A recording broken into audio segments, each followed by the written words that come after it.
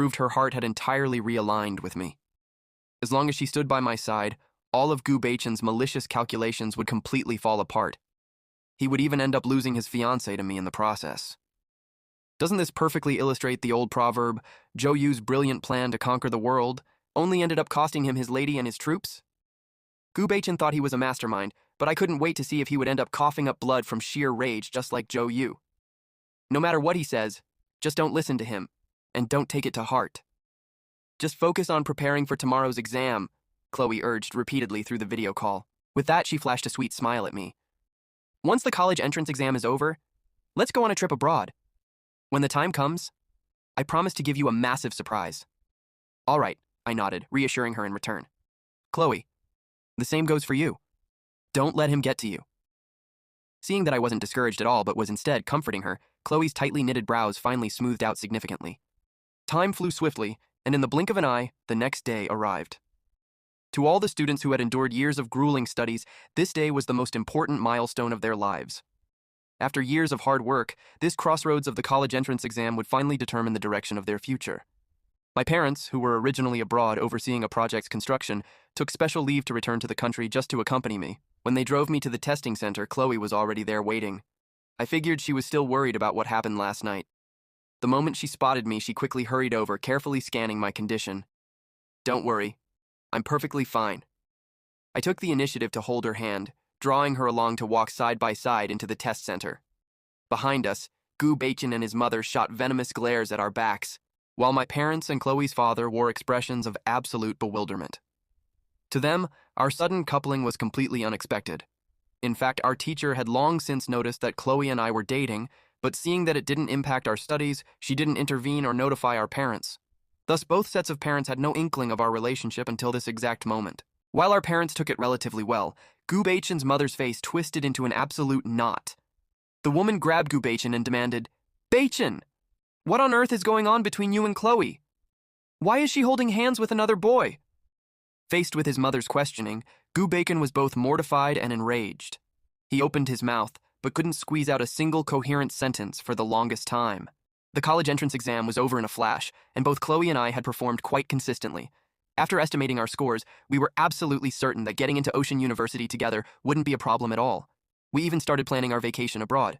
However, before we could set off, there was still one matter that needed to be ironed out, or rather, a certain someone who needed to be completely dealt with first.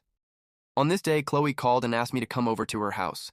When I arrived, I happened to run straight into her and Gu Baichen arguing outside the gate. "Chloe, I am your real boyfriend." "No, wait, I'm your fiancé. We've had an engagement for ages." Gu Baichen was so anxious that his voice completely cracked. "Boyfriend? Fiancé?" The moment Chloe heard these two terms, a look of pure disgust washed over her face. She fired back at him, "But didn't you say before that Lin Yuan and I make a perfect match?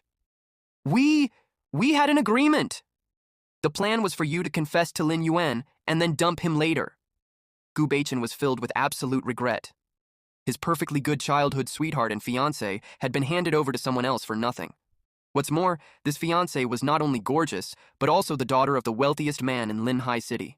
"Chloe, I know you must be teaming up with Lin Yuan just to deliberately spite me." Clinging to his very last shred of illusion, his tone carried a hint of begging. "All right, stop playing around. I admit it, you guys successfully got to me. Now come back to me, okay?" With that, Gu Baichen opened his arms, stepping forward in an attempt to embrace Chloe. But Chloe instantly took 2 steps back, coldly dodging his approach.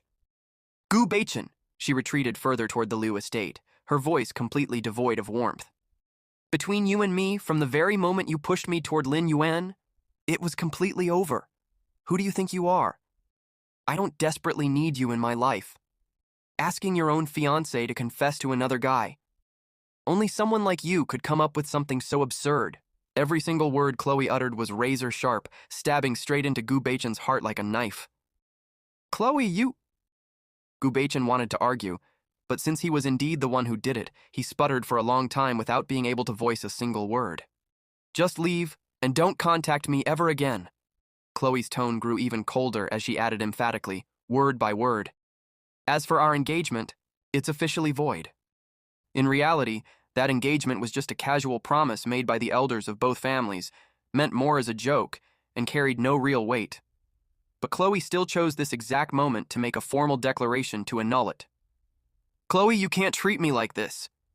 Gu Bacon refused to give up, his eyes filled with stubbornness. "We grew up together. Have you forgotten all the wonderful times we shared in the past?" With that, he closed the distance by another 2 steps, opening his arms once more to hug Chloe. Chloe kept backing away repeatedly. Seeing this, I immediately quickened my pace, stepping up to block him, and coldly warned Gu Bachin, "Don't you dare come any closer to my girlfriend." "Your girlfriend?" Gu Bachin looked heavily triggered, snapping into a frenzied state in an instant. He aggressively redirected his spearhead at me. "Lin Yuan, what are you so smug about? Listen to me clearly. If it weren't for my help, Chloe wouldn't have given you the time of day." Hearing this, a brief flash of displeasure crossed my mind, but on second thought I might as well just thank him instead. "Well then, I really ought to thank you. Thank you for gifting me such an incredible fiancé. This favor of giving away your woman is something I will never forget." My words made it crystal clear to him that I had known the entire truth all along. Upon hearing this, Chloe lifted her head to look at me, asking in a low voice, "Yuan, you knew everything?" I nodded, my gaze directed at her, remaining perfectly gentle without the slightest hint of blame. Chloe blinked in surprise, and then flashed a radiantly sweet smile at me as our eyes locked. All the old grudges and misgivings about the fake romance seemed to vanish into thin air at this very moment. However, this scene completely triggered Gu Bachin. "Lin Yuan, you stole my Chloe! I'm going to kill you!" The moment the words left his mouth, he suddenly whipped a pocket knife out of his pocket, flicked the sharp blade open with a loud click, and charged straight at me. "Watch out!" Witnessing this, Chloe's eyes instantly turned red with panic, and she desperately tried to throw herself in front of me to take the blow. What they didn't know was that I had trained in martial arts at a dojo. In the nick of time, I yanked Chloe back behind me and simultaneously launched a powerful kick straight into Gu Bachin's abdomen. With a dull thud, Gu Bachin went flying backward like a ragdoll, slamming heavily onto the ground outside the Liu estate. The pocket knife fell from his hand, clattering against the pavement. Chloe instinctively collapsed into my arms, shaken to the core as she frantically checked me for injuries.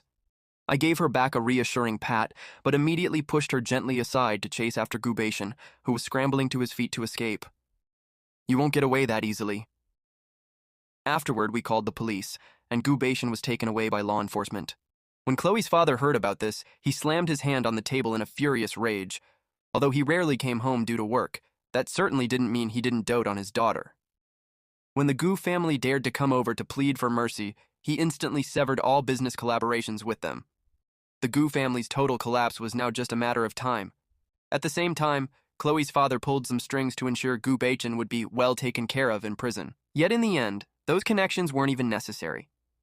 Gu Bachin lost his mind behind bars, started a fight, and injured someone. Consequently, he was cornered by the other inmates and beaten to death. Meanwhile, Chloe and I were lying on a massive bed in a beachfront villa abroad. We cuddled up close, ready to cross that ultimate boundary. The surprise Chloe had promised me after the exam was none other than herself. But just as we were about to take that final step, an urgent pounding echoed from the door, accompanied by Shen Yue's boisterous voice. "Chloe! Lin Yuan! What are you two secretly playing in there? Let me join in!" I knew without a doubt that she was doing it on purpose, intentionally ruining the romantic mood between Chloe and me. Chloe and I exchanged a glance and smiled helplessly. Ignoring the voice outside, we continued to lose ourselves in our own sweet world. Bonus chapter, Chloe's perspective. It's true, my mother passed away early and my father was always away, busy with work.